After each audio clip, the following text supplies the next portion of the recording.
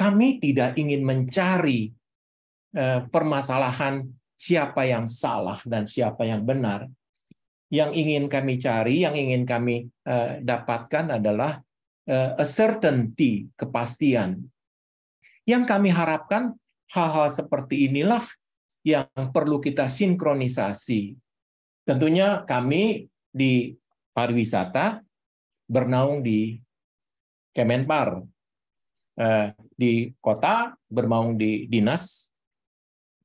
Kami mengadu, kami menyampaikan pesan-pesan kami, maka untuk kesempatan sekarang ini, marilah kita sinkronisasi supaya potensi-potensi pariwisata tetap kita bisa peroleh.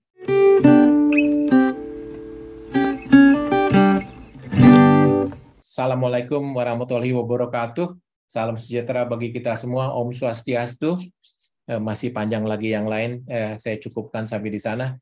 Bapak Ibu yang mestinya kami undang hadir, yang akan hadir dan menyatakan akan hadir ada dari Kemenparekraf Deputi 6, Ibu Insinyur Rizky Handayani Mustafa, Deputi Bidang Produk Wisata dan Penyelenggaraan Kegiatan Events, didampingi oleh Bapak Ito Parigesit, Direktur Wisata Minat Khusus.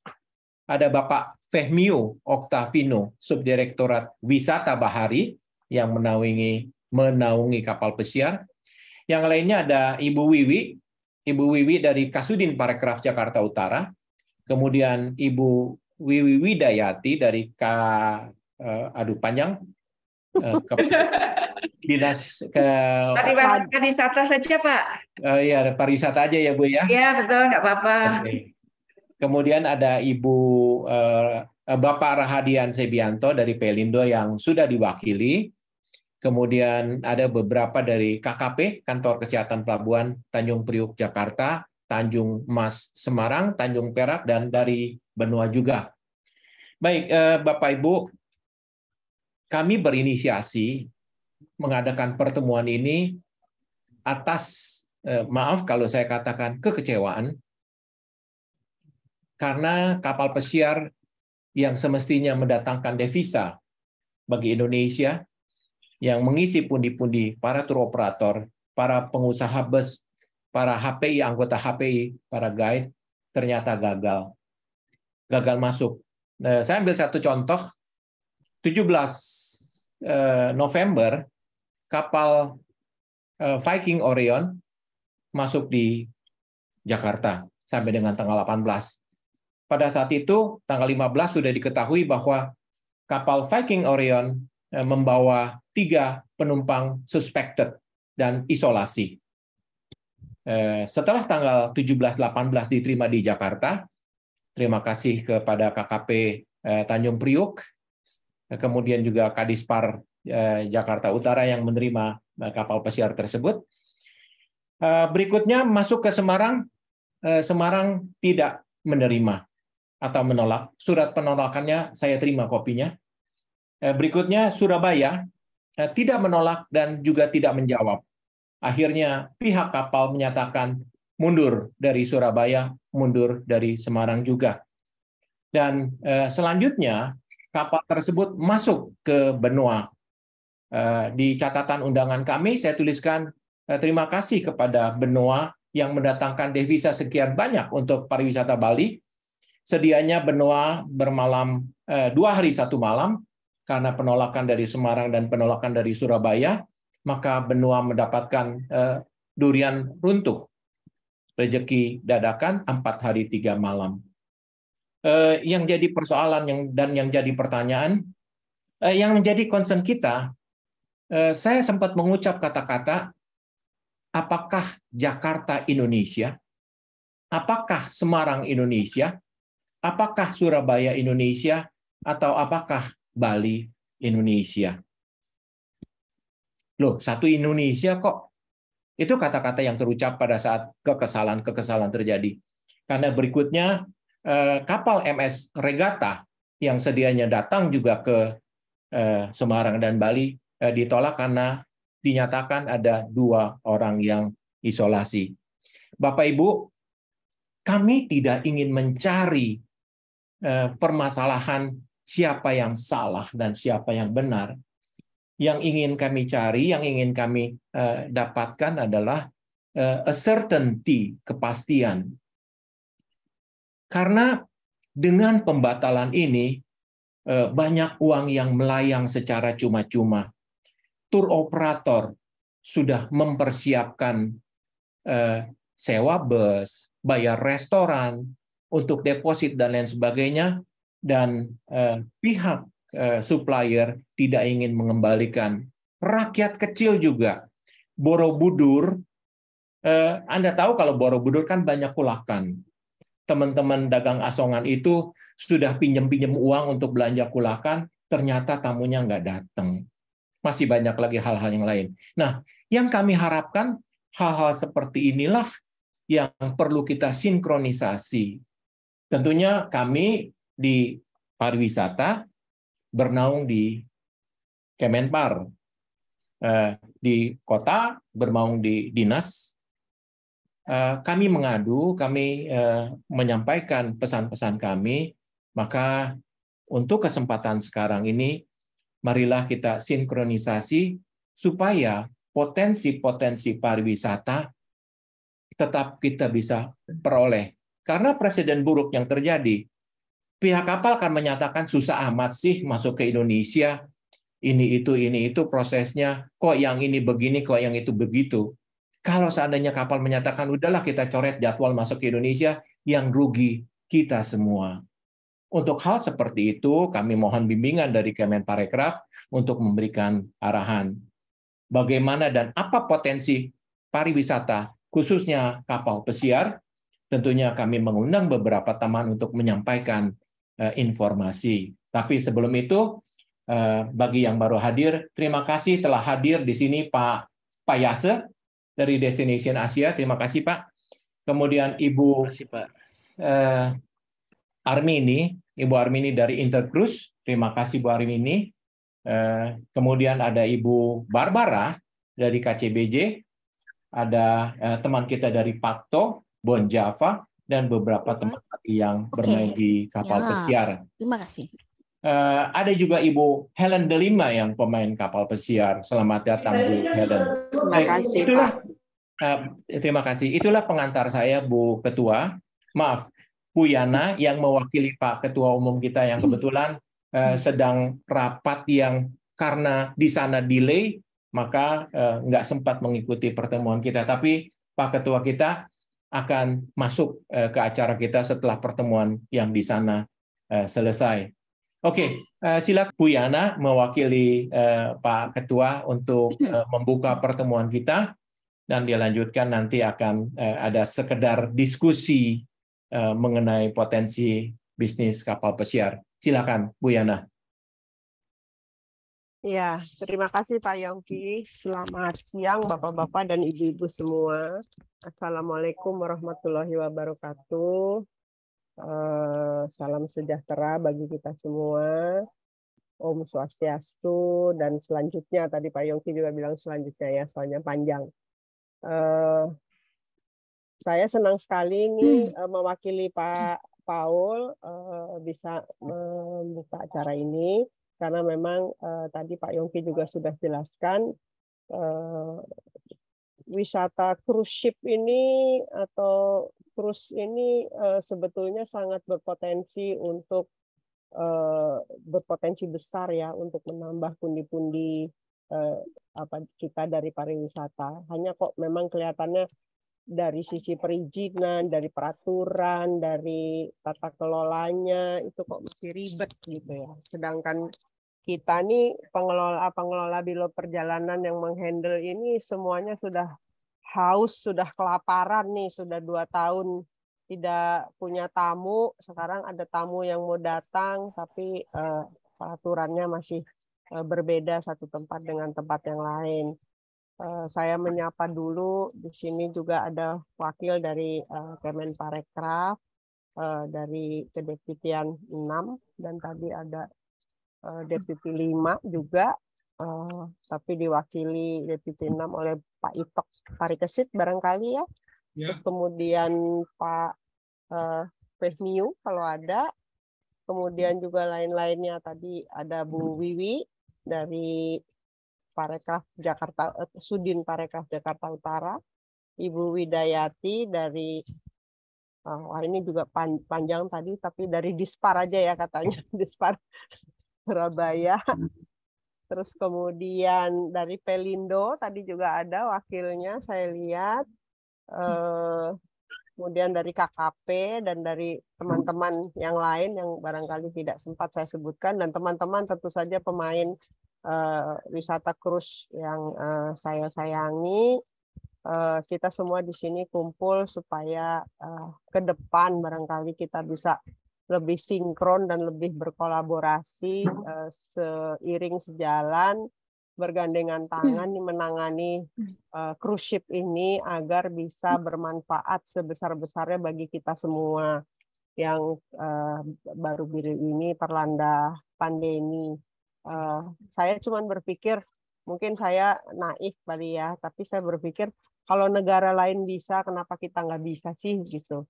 Cruise ship ini sudah lama kita perjuangkan dan kita ingin sekali sebagai negara kepulauan, kita sudah belajar ilmu bumi kita ini, negara kepulauan diapit oleh 2 benua, diapit oleh 2 lautan besar. Itu udah dari SD kita belajar gitu. Tapi kok dan kita negara kepulauan yang paling layak lewat di antara pulau-pulau itu ya kapal ya, selain pesawat gitu.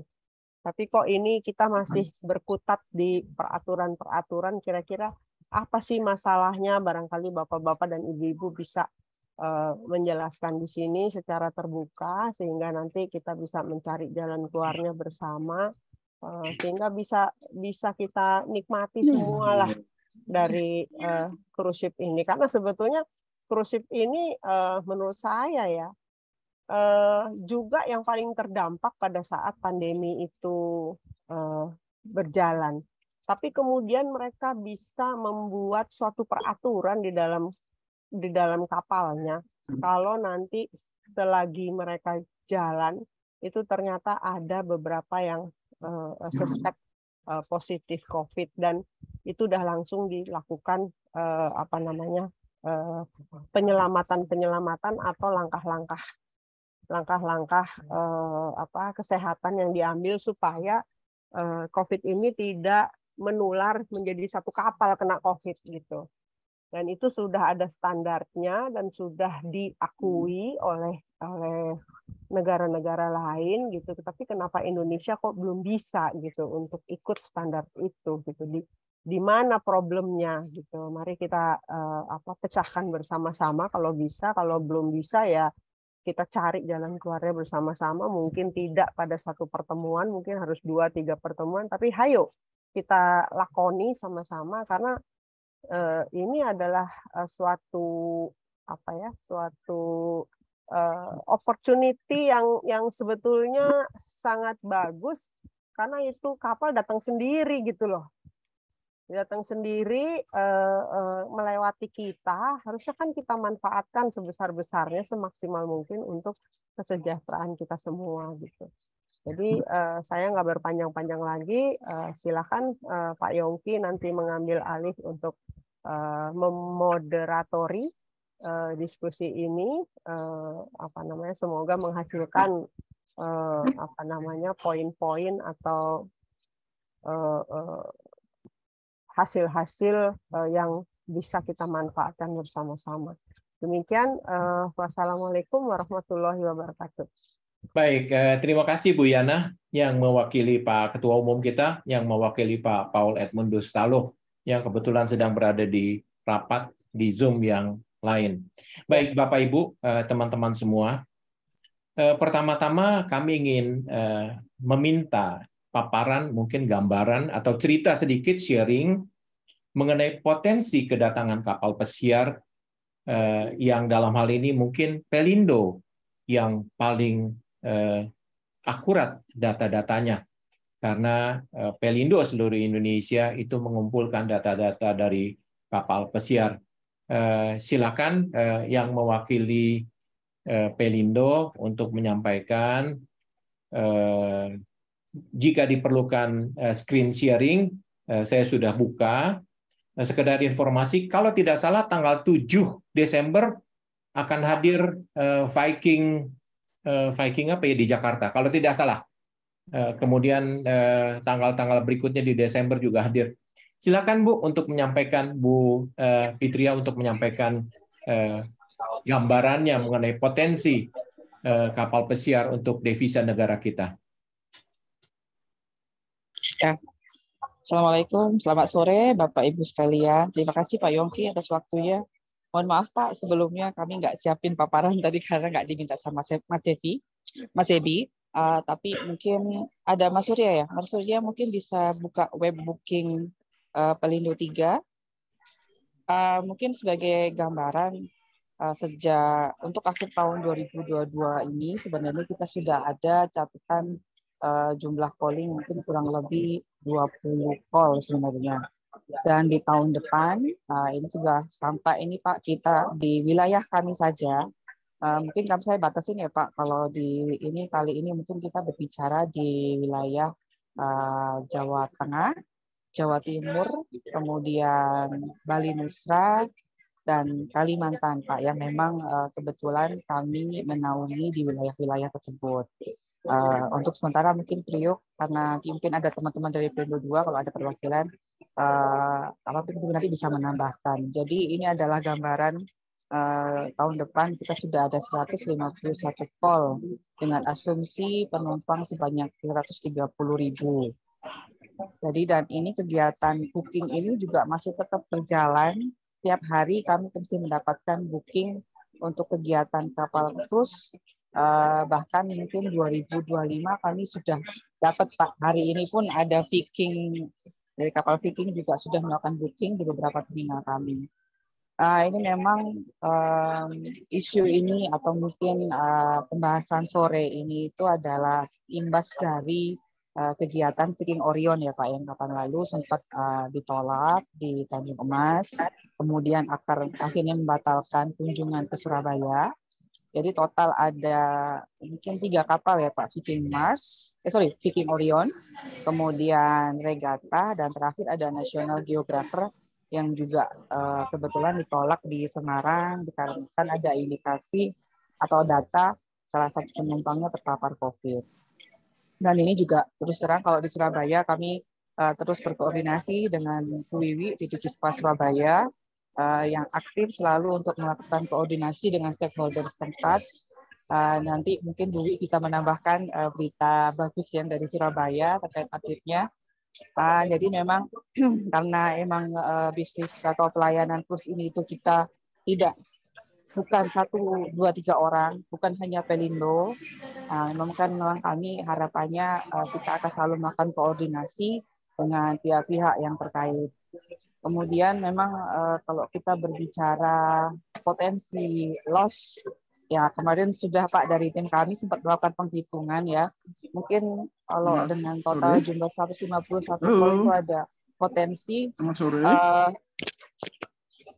potensi pendapatan mungkin hampir 0,5 triliun yang akan hilang kalau memang nanti pada akhirnya cruise itu membatalkan kunjungan ke Indonesia. Itu kita menghitung dari asumsi uang yang dikeluarkan oleh penumpang dan mungkin paket perjalanan yang akan diambil oleh penumpang. Belum kita menghitung tentang potensi UMKM, kemudian potensi bisnis-bisnis yang lain ya, yang mungkin yang terkait dengan pelayanan cruise. Tadi pagi juga kami sempat diundang oleh teman dari Bu Feli dari Kemenko Marves, dan beberapa tadi juga saya lihat ada Pak Ito dari Kemenparekraf juga sudah hadir. Intinya adalah kami ingin meminta konfirmasi. Kalau boleh saya ini sih mungkin isunya yang terakhir adalah terkait dengan isu kesehatan ya. Jadi kami sampaikan kepada perwakilan Kementerian Kesehatan bagaimana dengan penerapan atau regulasi yang berbeda-beda di setiap pelabuhan.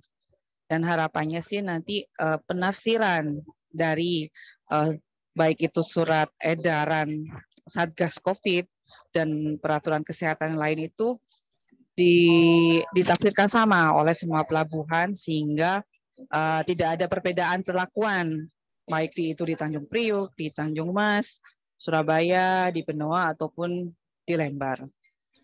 Mungkin itu dulu Pak Yongki yang bisa kami sampaikan.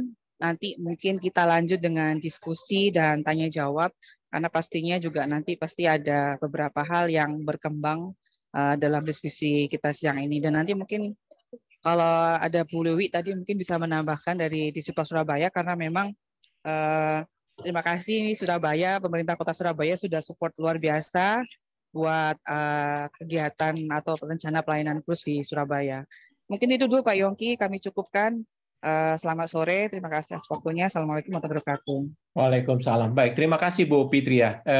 Selanjutnya mungkin nanti Ibu Wiwi ada kesempatan untuk bicara. Saya masih mau menggali untuk memberikan sedikit gambaran terutama kepada teman-teman kita di Kemenparekraf.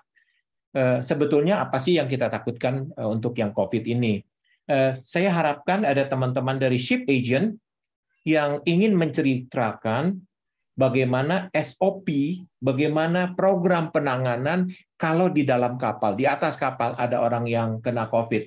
Kalau seandainya ada teman-teman dari ship agent yang bersedia untuk berbicara, kalau tidak mungkin saya minta bantuan Bu Fitria lagi yang cerita sedikit mengenai bagaimana prosedur penanganan dari kesehatan di atas kapal. Silakan, mungkin tadi ada ship agent saya lihat yang hadir di sini.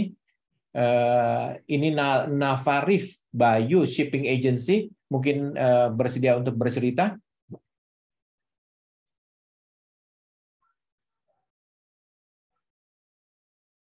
Mungkin sambil nunggu teman-teman keagenan Pak untuk Ya. Jadi memang berangkat dari isu yang ini Pak, juga kemarin kita sempat melakukan konfirmasi ke pihak kapal, tentunya lewat keagenan kapal. Apakah di kapal ini sudah mempunyai SOP terkait dengan penanganan penumpang, dan ternyata sih sebenarnya kapal-kapal cruise ini, operator ini mereka sebenarnya punya standar protokol dari mulai pada saat sebelum berangkat, kemudian contoh kalau sebelum berangkat pasti mereka ada pemeriksaan bebas COVID, kemudian vaksin, dan itu juga nanti diselaraskan dengan peraturan di daerah atau pelabuhan yang akan dituju. Terus bagaimana pada saat di kapal nanti ternyata ada yang terpapar, kontak fisiknya seperti apa, kemudian ruang isolasi yang dipakai seperti apa, tenaga yang disediakan oleh mereka seperti apa.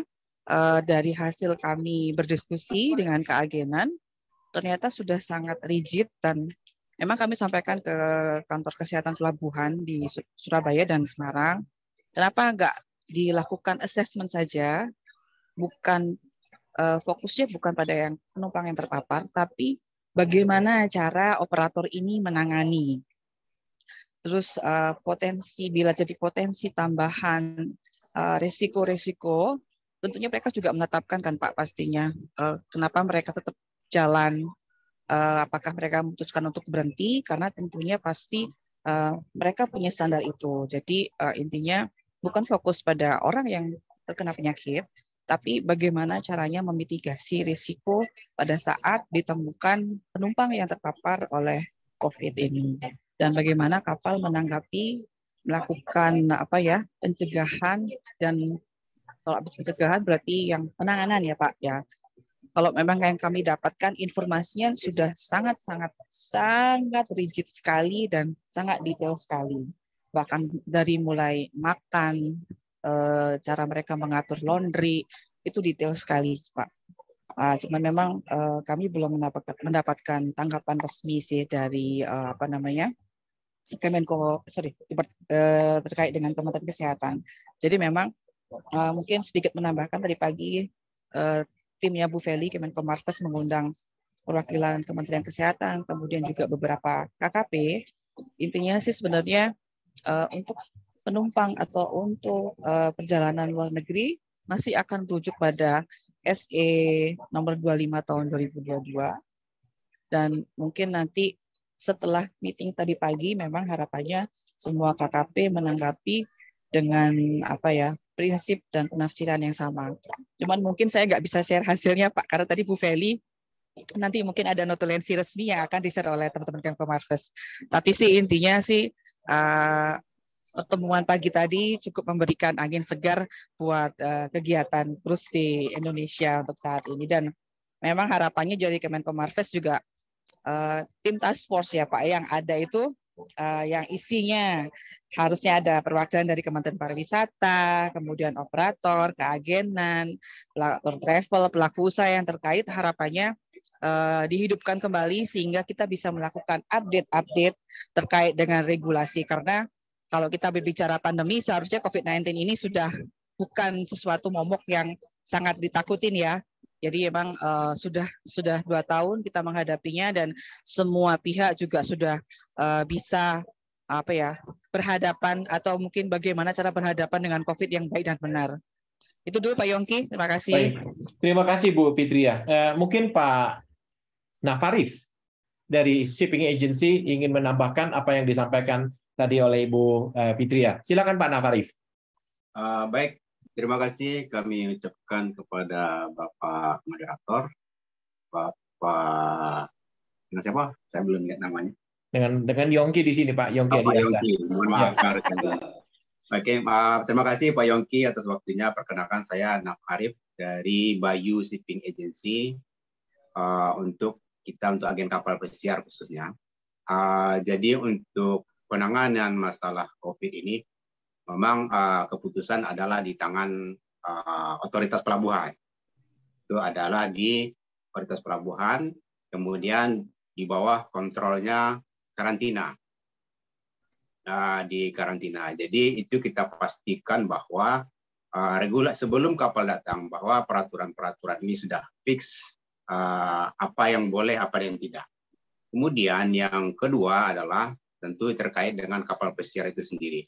Yang pengalaman kami sebelum yang sudah berjalan 2 kali ya kapal pesiar kami masukkan, bahwa itu waktu kapal berangkat dari pelabuhan dari luar negerinya, itu sudah fix semua krunya dan penumpangnya sudah dapat injeksi vaksin 3 kali, dan bahwa juga ada laporannya untuk masing-masing bahwa semuanya sehat. Kalaupun nanti ada ketemu kasus pada saat masuk pelabuhan Indonesia, itu kan bisa di screening lagi. Jadi modelnya bisa yang sakit ini di karantina di kapal dan tidak, yang hanya sehat saja yang boleh turun gitu. Nah, nanti itu bagaimana pembicaraannya dengan karantina yang ada di lapangan. Karantina ini di CQ di Departemen Kesehatan. Nah, itulah yang perlu. Jadi ada tahapnya. Ada pertama tahap sebelum masuk Indonesia. Kita pastikan bahwa semua penumpang dan krunya sudah divaksin. Ya, kemudian itu biasanya nanti pemerintah Indonesia juga sudah menyiapkan bahwa itu sudah connect. Yang punya kita itu Peduli Lindungi dengan luar negerinya. Nah, itu juga dipastikan sudah connect, kemudian tersambung. Biasanya sih kalau yang terjadi itu adalah kalau ini tidak connect. Seperti itu. Jadi ini yang perlu kita pastikan sebelum kapal itu masuk ke Indonesia. Dan juga kalau nanti ketemu di Indonesia, maka dibicarakan dengan karantina, dengan peraturannya. Bagaimana sistemnya? Apakah yang sehat ini boleh turun? Itu kan sehat ini modelnya boleh di screening ulang. Biasanya di kapal juga ada fasilitas untuk screening ulang, yaitu apakah pengecekannya PCR atau rapid test. Demikian dari kami tanggapan dari Shipping Agency. Wassalamualaikum warahmatullahi wabarakatuh dan selamat siang untuk bapak-bapak semua. Waalaikumsalam. Baik Pak Nafarif. Jadi artinya memang segala sesuatu yang berhubungan dengan kesehatan, yang berhubungan dengan COVID di kapal itu sudah betul-betul rigid, sudah betul-betul sesuai dengan prosedurnya. Mungkin itu ya Pak ya yang disampaikan Pak Nafarif. Baik, Bapak Ibu teman-teman semua, kalau apa yang disampaikan oleh Bu Fitria tadi, bahwa tahun depan diperkirakan 230.000 penumpang yang akan masuk melalui pelabuhan-pelabuhan di Indonesia dengan wisatawan kapal pesiar. Kalau seandainya 230.000 itu anggap saja tidak turun semua lah. Tidak bayar tur, tidak ikut tur semua. Anggap saja 50% yang ikut tur. 115.000 penumpang. Kalau seandainya 115.000 penumpang itu per penumpang dia belanja tur $200, waduh saya bingung cara ngitungnya tuh, banyak banget uangnya deh. Maka itulah yang disampaikan Bu Witria tadi, potensi loss kalau memang kapal pesiar tidak masuk bisa sampai 0,5 triliun. Baiklah Bapak Ibu, teman-teman semua, sesuai dengan agenda yang sudah kami siapkan, sesudah mendengarkan paparan dari potensi pariwisata untuk kapal pesiar, kemudian penanganan COVID, izin saya minta teman-teman dari Kemenparekraf untuk menyampaikan arahan apa sih sebetulnya yang harus kita lakukan supaya kue yang sudah ada di depan mata kita ini bisa kita nikmati bersama-sama. Bukan dinikmati hanya oleh tour operator, bukan dinikmati hanya oleh Pelindo, bukan hanya oleh perusahaan bus, tapi banyak sampai di bawah, sampai pedagangan asongan juga mendapatkan nikmat rezekinya.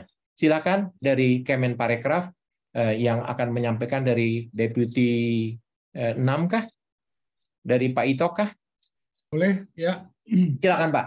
Kebetulan izin Pak Yongki ya Pak Yongki. Ya, Pak. Assalamualaikum warahmatullahi wabarakatuh. Selamat sore, salam sejahtera buat kita semua. Izin Pak Yongki, sebetulnya kami mewakili Ibu Kiki ya, Bu Rizky Ya. ini. Cuman ada juga di sini ada Ibu Yulia ya dari regional 2 D5 ya gitu ya. Ya. Begini Pak, sebenarnya kan ini kan isu yang lagi hangat ini kan kalau tadi sudah dipaparkan oleh Bu Fitria juga ya, bahwa ada beberapa kapal yang memang nggak bisa masuk karena sebetulnya alasannya karena ada penumpang yang terjangkit COVID di Indonesia ya. Ya itu memang terus terang kami juga dari Kemenparekraf cukup menyesalkan ya kejadian-kejadian itu Pak Yongki ya. Karena apa? Kalau kita lihat bisnis cruise itu kan memang ada dua ya bisnisnya. Satu yang pertama adalah untuk devisanya itu adalah pertama adalah untuk devisa terhadap wisatawan yang ketika wisatawan membelanjakan uangnya ketika mereka turun seperti membeli paket, membeli barang-barang dan lainnya. Kemudian bisnis devisanya kedua adalah bisnis cruise-nya itu sendiri. Ketika mereka sandar di pelabuhan, mereka akan mendapatkan membayar jasa kepelabuhannya. Dan ini sangat disesalkan sekali ketika kapal-kapal tersebut yang harusnya menghasilkan devisa seperti kayak kemarin yang disampaikan ada beberapa kapal nggak bisa masuk di beberapa pelabuhan itu terus terang ya kita juga menyesalkan juga karena bayangkan saja yang sudah dipersiapkan oleh mulai dari penjual paket, masyarakat UMKM sendiri yang menjual produk-produk UMKM-nya sendiri tidak jadi untuk mendapatkan keuntungan di situ ya gitu ya. Oke, setelah itu kan nanti kami juga selain daripada permasalahan teknis COVID juga kami juga mengharapkan para tour agent atau tour operator juga agar mengemas paket wisata yang jauh lebih baik lagi ya. Jadi jangan sampai paketnya itu terus, misalnya ketika sandar di Semarang hanya sampai Borobudur dan sekitarnya, mungkin harus ada diversifikasi produknya juga nih Pak Yongki. Jadi atraksi-atraksi wisata yang baru tuh harus dimunculkan lagi paketnya sehingga modenya tidak itu saja gitu ya. Kemudian juga peran UMKM di sini sangat penting sekali ya karena terus terang kita juga harus meningkatkan ekonomi mereka. Jadi agar tour operator atau tour agent juga melibatkan UMKM tersebut. Kemudian kalau dari pemerintah daerah juga kami mengharapkan bahwa sistem pengembangannya itu ya ada 3 setidaknya ya. Yang pertama adalah bersifat inklusif, yaitu adalah selalu melibatkan semua pelaku bisnis mulai dari yang kecil sampai yang besar diberi kesempatan semua. Kemudian tetap berkolaborasi dengan 5 pentahelix dan UMKM jangan dilupakan ini Pak Yongki karena UMKM ini menjadi motor penggerak juga di sini untuk peningkatan ekonomi. Dan terakhir adalah konsep pengembangan wisata cruise juga harus bersifat berkelanjutan supaya di tahun-tahun ke depan juga memang ada wisata cruise ini akan berjalan terus-menerus. Menanggapi isu yang lagi tren saat ini, ya, terus terang kami tadi sama Bu Fitria juga sudah diundang rapat sama Kemenko Marves. Nah, setelah rapat itu kemudian kami langsung berkoordinasi dengan pimpinan rapatnya, yaitu Bu Feli. Jadi ada beberapa yang kira-kira nanti hasil rapat itu bahwa sebenarnya peserta sepakat ya sebetulnya bahwa acuan pertama regulasinya itu seperti yang sudah disampaikan Bu Fitria tadi, kita pakai SE Satgas COVID-19 nomor 25 tahun 2020. Sudah sepakat ya. Jadi diharapkan setiap pelabuhan menggunakan acuan ini sehingga tidak ada lagi di Tanjung Priok boleh, kalau di Semarang nggak boleh. Saya rasa ini memberi dampak yang kurang baik bagi wisatawan mancanegara, karena wisatawan mancanegara ini setelah berkunjung ke Indonesia pasti mereka melakukan review perjalanan itu mereka review, dan perlu diingat bahwa reviewnya itu sekarang menggunakan digital. Jadi dalam sekejap saja sudah informasi yang tidak baik itu akan menyebar ke seluruh dunia. Kemudian juga ini review juga bagi para cruise liner juga kan, ini mungkin nanti jadi ketidakpercayaan pada Indonesia terhadap kunjungan kapal cruise karena perbedaan regulasi atau kebijakan antar pelabuhan. Kemudian juga diharapkan nanti sepakat hasil pertemuan tadi kami sadar dengan Bu Feli, pertemuan lanjutan setelah pertemuan pagi tadi, diharapkan juga bahwa kita sepakat bahwa acuannya adalah pelabuhan masuk pertama, Pak Yongki. Kalau kapal cruise itu sudah masuk pertama misal di Jakarta dan clear ya, meskipun ada orang yang COVID di situ, berarti di pelabuhan kedua juga ketiga dan keempat juga harus sama boleh, Pak. Itu sudah harus disepakati saya rasa ini, Pak ya, gitu ya. Jadi karena kami juga sudah berbicara dengan Bu Feli setelah rapat ini, dan karena apa, Pak? Kalaupun mereka ada COVID juga kan bisa saja kapal itu tetap sandar, namun yang COVID tetap di karantina di kapalnya dengan pemantauan oleh Satgas KP, tapi dengan pemantauan. Saya rasa nggak ada masalah ya untuk merapatkan kapal di pelabuhan gitu ya. Itu saya rasa itu, Pak. Nanti mungkin di diskusi bisa berkembang, tentu dengan harapan bahwa kita tidak akan menutup kemungkinan masuknya kunjungan kapal cruise di Indonesia harus menghasilkan review yang sangat bagus di mata dunia. Saya rasa itu, Pak. Terima kasih. Baik, terima kasih Pak Ito. Memang apa yang disampaikan Pak Ito itu sebagian besar sudah kita laksanakan. Beberapa tahun yang lalu sebelum pandemi tidak ada acara kunjungan ke Bromo, tapi tahun 2000 berapa gitu sudah mulai orang membuat paket wisata ke Bromo untuk Surabaya, atau sudah call ke Probolinggo. Pelabuhan Probolinggo termasuk baru dikunjungi kapal pesiar. Kemudian juga di Surabaya sudah bercerita orang berkunjung ke Putuk Truno. Maaf, belum semua orang tahu di mana Putuk Truno itu, tapi kapal pesiar sudah diajak ke Putuk Truno. Itu perkembangan-perkembangan yang terbaru. Kemudian UMKM, sebentar lagi Pak, nanti agak sorean sedikit, saya akan mengajak Pak Sabar untuk berbicara mengenai Pokdarwis, mengenai UMKM. Pak Sabar sebentar ya Pak.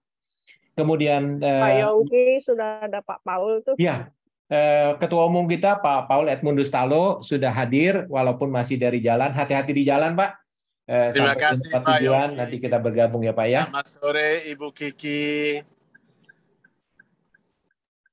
Bu Kiki diwakili oleh Pak Ito. Pak Ito, selamat sore Pak Ito. Selamat sore Pak Paul ya. Pak Paul. Ya. Oke. Saya lanjut Pak Ketua.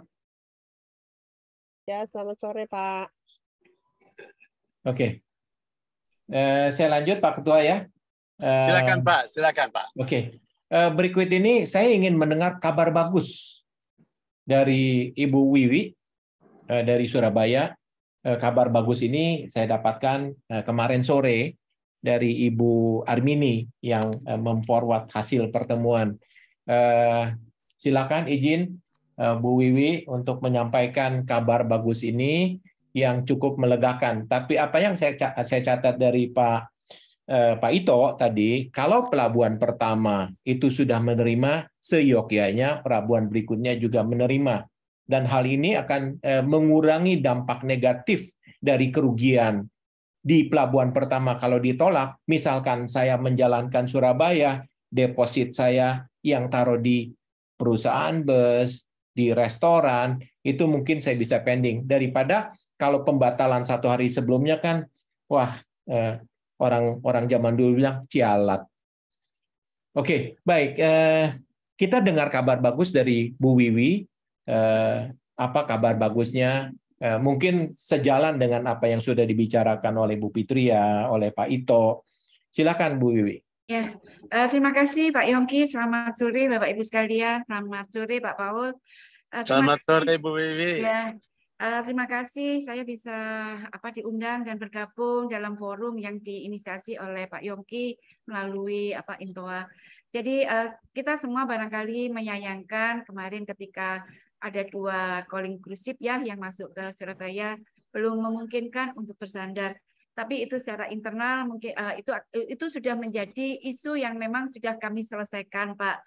Dan alhamdulillah dengan semua stakeholder, baik itu yang di KKP, di Pelindo, di Sabandar, termasuk dengan teman-teman yang ada di pemerintah kota, dinas kesehatan dan sebagainya, kita sudah dalam satu pandangan yang sama bahwa memang tidak bisa serta-merta antara kesehatan dan pemulihan ekonomi ini ditabrakkan dengan kencang sekali, karena mesti harus ada kita duduk bareng di mana ada solusi di mana 2 hal ini bisa berjalan dengan baik.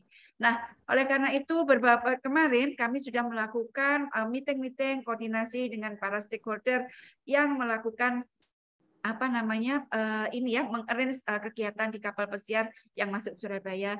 Dan terakhir meeting kami kemarin sudah mendapatkan satu kesepakatan secara bersama yang itu ditandatangani oleh dari pemerintah kota. Itu ada Pak Asisten di bidang perekonomian dan pembangunan, ada bagian BPBD, bagian penanggulangan bencana daerah yang berada di kota Surabaya, Dinas Kesehatan, ada KKP, Dinas Kebudayaan Pariwisata, ada Dinas Kebudayaan dan Pariwisata yang di provinsi. Ada juga di kantor Kesabandaran di Tanjung Perak. Kesepakatan yang kami sampaikan pertama hampir sama, Pak. Tadi yang disampaikan Bu Fitri, Pak Ito dan sebagainya, kami inline semua. Jadi artinya bahwa kapal pesiar yang akan bersandar di Pelabuhan Tanjung Perak dan masuk wilayah kota Surabaya mengacu pada surat edaran Satgas COVID-19 nomor 25 tahun 2022 tentang protokol kesehatan perjalanan luar negeri pada masa pandemi COVID-19. Nah, kami ada beberapa poin, Pak. Memang kami kemarin detailkan poin-poinnya sehingga kita tidak salah persepsi. Yang poin kedua adalah kami juga menyampaikan sebenarnya ini hanya turunan di SE 25 2022. Manakala terdapat penumpang kapal pesiar yang terkonfirmasi COVID-19, maka semua kontak eratnya itu tentunya juga sudah diverifikasi oleh pihak kapal yang akan turun dari kapal pesiar diwajibkan untuk melakukan tes antigen, hanya swab saja, Pak. Manakala ini negatif, ya mereka dipersilakan turun. Itu hanya untuk yang kontak erat. Selebihnya yang bukan kontak erat ya silakan turun, seperti itu. Nah, kontak yang dimaksud dengan kontak erat ini yang dimaksud untuk sebagaimana poin kedua ini tentunya juga hasil identifikasi dari dokter yang ada di kapal. Berikutnya yang sudah dipersilakan untuk turun tentunya juga harus mengikuti protokol kesehatan, misalnya masker, bawa hand sanitizer dan sebagainya. Kira-kira itulah Pak poin-poin yang kemarin sudah kami sampaikan di forum rapat kami yang kami atur kegiatan itu di kemarin sore dengan semua stakeholder, termasuk juga dengan tour operator shippingnya dan sebagainya. Pelindo juga hadir, Polrestabes yang Tanjung Perak maupun Polrestabes yang ada di pusat kota itu semua hadir semua. Dan kita semua dalam satu pandangan yang sama. Mudah-mudahan yang sudah diputus kemarin sore itu menjadi kesiapan kami di pemerintah kota dengan stakeholder yang ada di kota Surabaya untuk menerima kedatangan kapal pesiar yang direncanakan yang akan sandar pada tanggal 9 Desember dan berikutnya. Kira-kira itu Pak informasi yang bisa saya bagi pada forum sore hari ini. Demikian Pak. Baik Bu Wiwi, terima kasih informasinya sangat jelas dengan penjelasan Bu Wiwi, dengan penjelasan Bu Fitria, dengan penjelasan Pak Nafarif dan juga dibungkus oleh Pak Ito. saya pikir permasalahan kapal pesiar ini sudah tidak menjadi kendala untuk kita semua. Permasalahan kapal pesiar ini sudah disatu suarakan antar instansi. Agenda saya sebetulnya saya meminta SOP penyambutan penolakan kapal pesiar oleh KKP, tapi sudah dibahas sebelumnya, maka kita mulai mendengar pendapat suara hati rakyat. Saya minta Pak Sabar dari Pok Darwis bercerita, jangan panjang-panjang Pak, nomor 1 Bapak bercerita betapa sedihnya pada saat kapal pesiar itu tidak jadi masuk.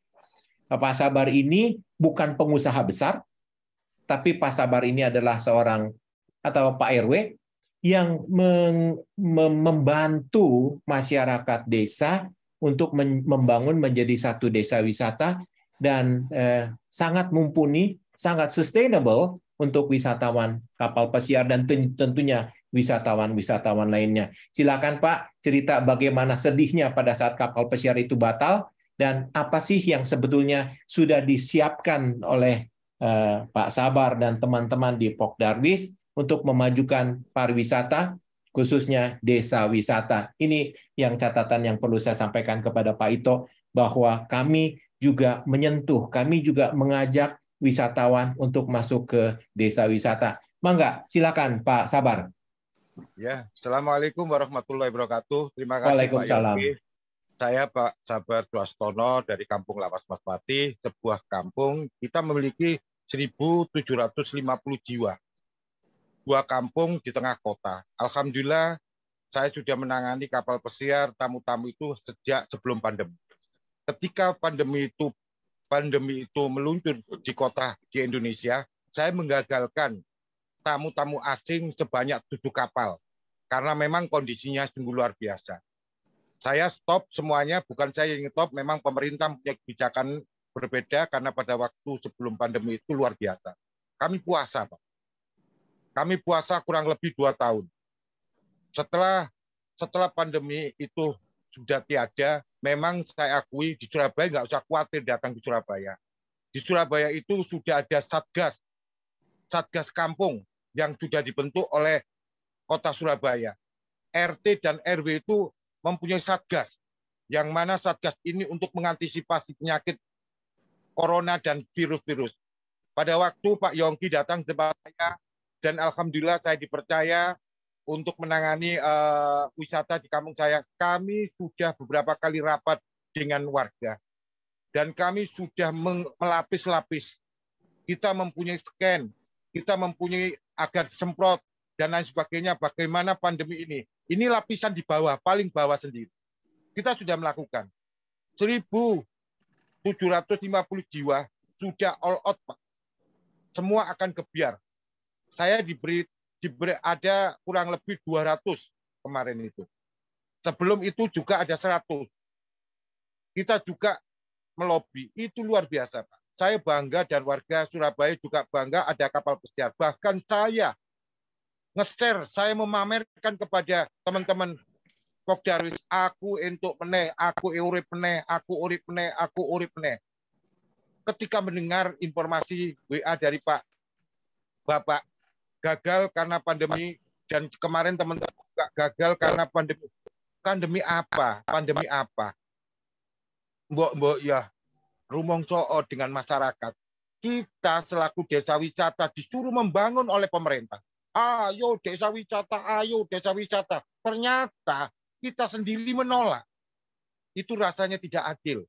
Hanya karena corona. Saya akui Bapak, nggak usah jauh-jauh. RT dan RW punya tanggung jawab. Jika kalau ada warganya yang kena COVID, kita punya Satgas. Kita langsung komunikasi dengan pihak WA Pak Wali Kota. Ketika dapat WA dari Pak Anu gagal, Pak Wali, kok kenapa ditolak? Saya salah persepsi dengan Pak Wali. Akhirnya Pak Wali, itu aku sing anu. Alhamdulillah, tadi Bu Wi sudah menjelaskan sampai segitu jauhnya beliaunya pemerintah Kota Surabaya memanggil semuanya untuk rapat, segera rapat. Ini menunjukkan suatu hal yang sangat luar biasa. Ayolah, kita nggak usah terlalu kaku untuk masalah COVID. Gara-gara barang sepele, Pak. Di Bali bisa, kenapa di kita nggak bisa? Kalau memang nggak bisa semua, Indonesia stop, nggak usah semuanya. Saya setuju itu. Itu rasa keadilan. Jangan sampai Bali dimanjakan. Semua dimanjakan, kita enggak. Kita itu wisata kampung tengah kota, Pak, membina masyarakat itu susah. UKM sudah lama. Kalau semuanya kampung itu datang di tempat, uangnya itu dolar, bukan rupiah, Pak. Beli di tempat saya itu $3 4 bulan. Nggak mau rupiah, Pak, warga itu. $2. Kita sudah melakukan itu. Inilah, kami mohon tolonglah kebijakan pemerintah. Satu pintu lah. Kalau ada suara satu, jangan saling menyalahkan. Kita saling mengkoordinasi antara kementerian ini. Ini harapan saya, Pak Yongki. Terima kasih dengan adanya informasi ini, Pak Yongki. Lebih senang. Saya lebih senang. Semoga bulan Desember besok lebih banyak kapal yang datang di Surabaya. Tentunya kami siap untuk menampung itu. Saya akhiri, Pak Yongki. Wassalamualaikum warahmatullahi wabarakatuh. Waalaikumsalam. Baik, terima kasih Pak Sabar. Hadir di sini juga ada Pak Subhan. Pak Subhan itu mewakili tour guide. Mungkin Pak Subhan ingin bercerita, sharing sesuatu, Pak Han? Terima kasih. Ya, setelah saya mendengar diskusinya, ini kelihatannya cuacanya ini mulai cerah. Ya, cerah. Saya bersyukur, alhamdulillah. Ya, teman-teman juga mulai bangkit setelah 2 tahun 8 bulan. Saya masih ingat tanggal 16 Maret 2020. Nah, sekarang ini hampir 2 tahun 8 bulan. Ya, teman-teman jadi pedagang semua ketika COVID. Ya, sepeda motor dijual, jadi penjual semua. Kulkas dijual, TV dijual, bahkan ada yang jualan angkringan. Ya, demi apa ya? Tetap bertahanlah. Karena apa ya? Karena kita ini memang hidupnya di dunia pariwisata. Ya, alhamdulillah. Ya, sekarang sudah suasananya sudah bagus, kondisif. Ya, moga-mogaan kedepannya nanti tambah baik. Dan kita tidak melakukan sesuatu yang katakanlah merusak pariwisata, tidak. Ketika batal ya kita sabar dulu. Ya, kita sabar dulu, ada apa masalahnya, monggo diteliti dulu, dievaluasi, mudah-mudahan situasinya tambah baik. Dan alhamdulillah hari ini diskusinya sudah bagus dan kedepannya teman-teman tetap semangat, Pak Yongki. Ya, dan terima kasih kepada Ibu Kadis Porapar ini ya, Ibu Wiwi ya Surabaya yang berjuang mati-matian ini Bu ya. Ya, kita dari teman-teman guide semuanya sudah mempersiapkan diri Bu. Yang penting kita melakukan yang terbaik karena kita ini adalah duta pariwisata. Kita ingin menunjukkan kepada dunia bahwasanya Indonesia adalah negara yang ramah, negara yang enak untuk diajak berkomunikasi, negara yang enak untuk sebagai tempat pariwisata. Ya, itu aja bisa sampaikan. Kita sebagai guide siap menerima kedatangan tamu-tamu kapal pesiar dari mancanegara. Matur nuwun. Assalamualaikum warahmatullahi wabarakatuh. Baik, makasih Pak Subhan. Oke, rasanya tidak lengkap kalau kita tidak mendengar jeritan suara dari tur operator.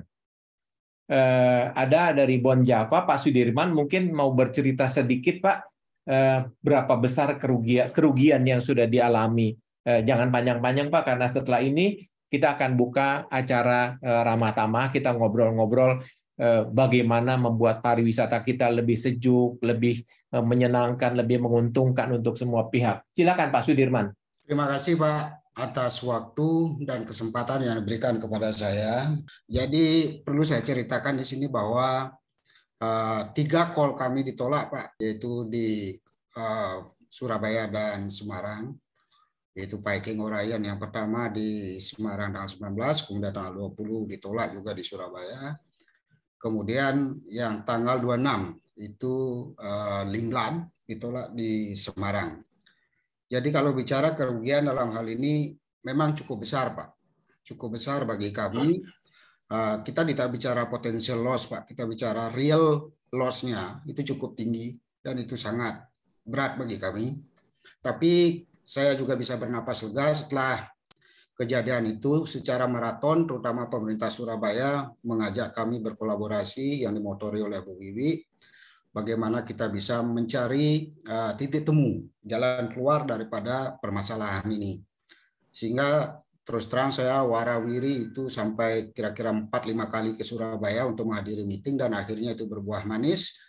yang mana pada saat itu ada kedatangan dari prinsipal kapal Genting Cruise yang akan berlabuh di Surabaya tanggal 20, dan kebetulan saat itu kami diundang dan juga dengan pihak KKP juga. Kami berbicara banyak masalah itu dan akhirnya disepakati pemerintah Surabaya itu mengeluarkan SOP yang tadi sudah dikirim suratnya kepada kami, yang selanjutnya akan kami sampaikan ke prinsipal, dan itu sangat inline dengan SOP yang diterapkan di atas kapal, Pak. Jadi di dalam kapal itu bagi yang isolasi, bagi yang kena COVID akan segera diisolasi, kemudian kontak eratnya pun akan di tracing. Tetapi bagi yang turun itu dimohon untuk mengikuti protokol kesehatan yang berlaku di suatu daerah, dan kapal sendiri juga memberlakukan itu, sehingga saya bilang itu inline. Nah, kemudian kemarin sore juga kebetulan saya dapat surat yang dikeluarkan oleh Viking Orion, yang mana pada intinya Viking Orion ini sangat kecewa dengan penolakan di dua tempat itu, yang mana Viking Orion ini merasa tidak adil karena di beberapa daerah itu diamini untuk masuk, di Jakarta, di Bali, di Lombok, di Rinca dan sebagainya itu bisa masuk, kenapa di Semarang dan Surabaya tidak?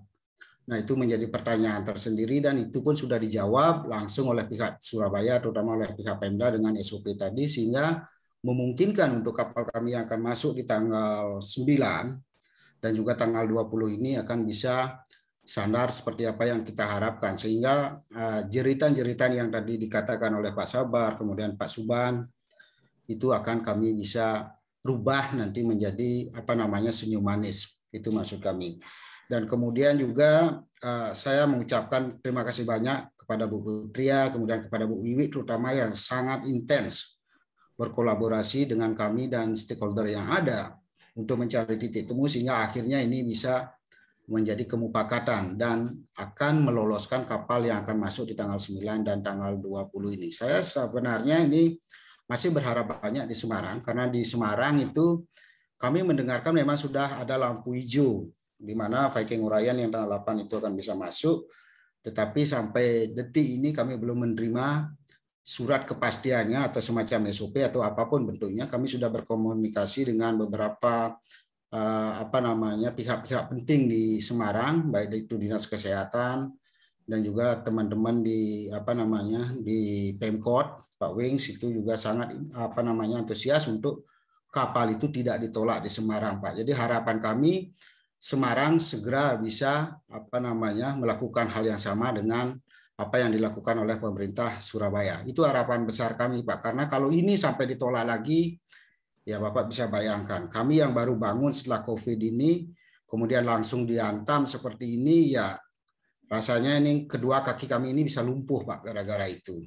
Itu yang bisa saya katakan untuk sore hari ini. Terima kasih, Pak Yongki. Oke, terima kasih Pak Nyoman Sudirman dari Bon Java, Jogja. Ada 2 poin yang saya catat di sini.